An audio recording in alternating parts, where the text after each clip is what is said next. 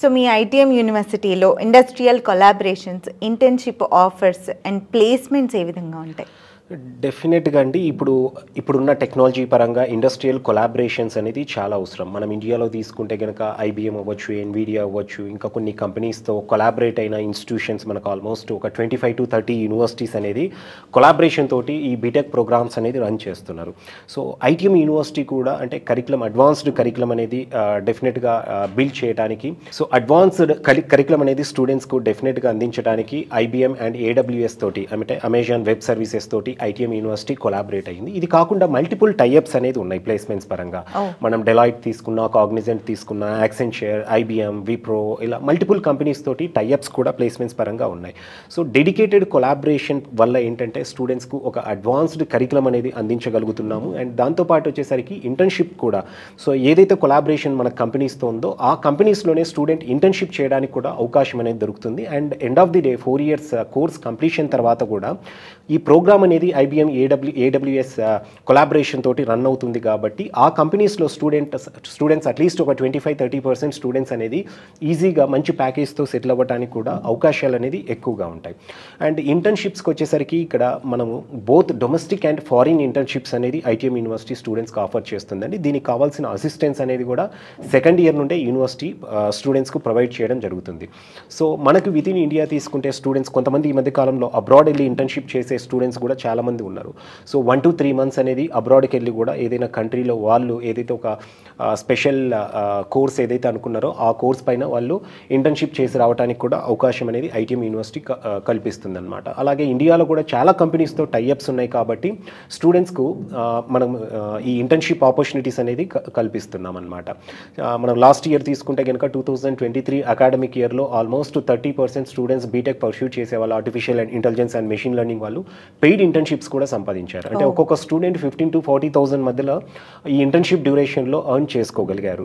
So అలాంటి opportunity కూడా ITM university అనేది స్టూడెంట్స్కు కల్పిస్తుంది. అండ్ ప్లేస్మెంట్స్లో తీసుకుంటే సో మనకు ఇండస్ట్రియల్ కొలాబరేషన్ ఉంది అండ్ మంచి ఇంటర్న్షిప్స్ అనేది స్టూడెంట్ చేస్తున్నారు కాబట్టి ప్లేస్మెంట్స్లో ఆల్మోస్ట్ 6.5 lakh యావరేజ్ ప్యాకేజ్ అనేది బీటెక్లో ఉంది కంప్యూటర్ సైన్స్ ఇంజనీరింగ్కు. అండ్ దాంతోపాటు 54 lakhs అనేది హైయెస్ట్ ప్యాకేజ్ అనేది అచీవ్ చేయగలిగారు 2024 పాస్డ్ అవుట్ స్టూడెంట్స్ అనేది. సో ప్లేస్మెంట్స్ పరంగా కూడా ఒక విధంగా చెప్పాలంటే ఐటీఎం యూనివర్సిటీ నార్త్ ఇండియన్ యూనివర్సిటీస్లో అంటే టాప్ యూనివర్సిటీస్తో కాంపీట్ అవుతుందని చెప్పొచ్చు. అండ్ క్యూఎస్ ఐగేజ్ ర్యాంకింగ్స్లో వచ్చేసరికి ప్లాటినం రేటెడ్లో ఉందండి ఈ యూనివర్సిటీ అనేది. And Times B school placements ర్యాంకింగ్స్లో తీసుకున్న కూడా 4th ర్యాంక్లో అనేది ఇండియా వైడ్గా ఉంది. మధ్యప్రదేశ్లో తీసుకుంటే ఎంటైర్ మధ్యప్రదేశ్ స్టేట్లో నెంబర్ 1 ప్రైవేట్ యూనివర్సిటీ అని చెప్పొచ్చు అనమాట. సూపర్. సో మీరు ఇప్పటి వరకు చెప్పిన ఐటీఎం యూనివర్సిటీ గురించి డీటెయిల్స్ అన్నీ మాకు క్లియర్గా అర్థమయ్యాయి, చాలా నచ్చాయి.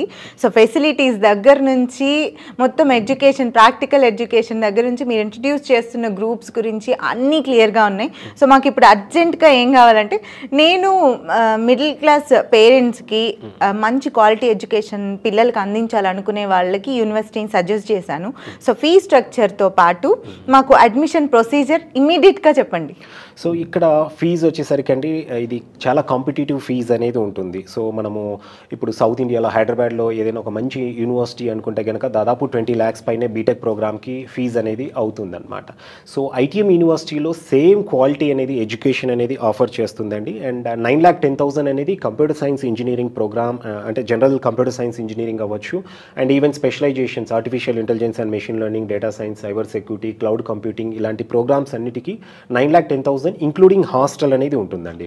అంటే ట్యూషన్ ఫీ అండ్ హాస్టల్, ఎందుకంటే హాస్టల్ అనేది మ్యాండేటరీ అండి. స్టూడెంట్ 4 years కంపల్సరీ హాస్టల్లో ఉండాల్సిందే, క్యాంపస్ హాస్టల్లో. ఇది కాకుండా core branches EC, mechanical, civil ఇలాంటి బ్రాంచెస్కి వచ్చేసరికి ఈవెన్ అగ్రికల్చర్, ఇంజనీరింగ్ వీటన్నిటికీ కోర్ బ్రాంచెస్కు 7 lakhs విత్ హాస్టల్ అనేది ట్యూషన్ ఫీ 4 yearsకు ఉంటుందన్నమాట. అండ్ మనం ఇదివరకు మనము no classroom concept artificial intelligence ఒక ప్రోగ్రామ్ గురించి డిస్కస్ చేశాము. ఈ ప్రోగ్రామ్ వచ్చేసరికి 12 lakhs 4 yearsకి ఉంటుందండి, దీనికి విత్ హాస్టల్ ఉంటుంది. ఈ ప్రోగ్రామ్ కూడా కంపల్సరీ స్టూడెంట్ 4 years అనేది హాస్టల్లో ఉండాల్సి ఉంటుందన్నమాట. అండ్ ఇక్కడ అడ్మిషన్ ప్రొసీజర్ విషయానికి వచ్చేసరికి అండి ఇంటర్మీడియట్లో 60% ఉంటే సరిపోతుందండి స్టూడెంట్కు. అండ్ దీంతోపాటు స్టూడెంట్స్కి వచ్చేసరికి ఆన్లైన్ ఎంట్రన్స్ ఎగ్జామినేషన్ అనేది ఉంటుంది ఐటీఎం యూనివర్సిటీ. దీంట్లో మెరిట్ బేసిస్లో స్టూడెంట్స్కి అనేది అడ్మిషన్ ఇవ్వడం జరుగుతుంది. సో టోటల్ 3 లిస్ట్స్ అనేది యూనివర్సిటీ రిలీజ్ చేయడం జరుగుతుంది. First merit, second merit, third merit కింద 3 కేటగిరీస్లో స్టూడెంట్స్కి అనేది అడ్మిషన్స్ ఇవ్వడం జరుగుతుంది. జరుగుతూ ఉంటుంది. సో చూసారు కదండి, ఇంటర్లో 60% ఉంటే చాలంటున్నారు.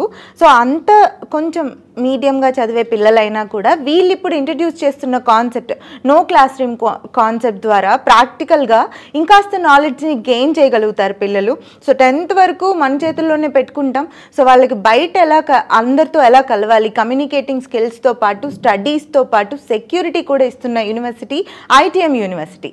సో మీరు ఒకసారి దాని గురించి ఆలోచించండి. సో మీకు ఇంకేమైనా డౌట్స్ ఉండి క్లారిటీ కావాలనుకుంటే కనుక 1కి 10 సార్లు పిల్లల గురించి పిల్లల భవిష్యత్తు గురించి అని నేను చెప్తాను కాబట్టి స్క్రోల్ అవుతున్న నెంబర్కి కాంటాక్ట్ చేసి నేను చాలా డౌట్స్ క్లియర్ చేశాను అనుకుంటున్నాను.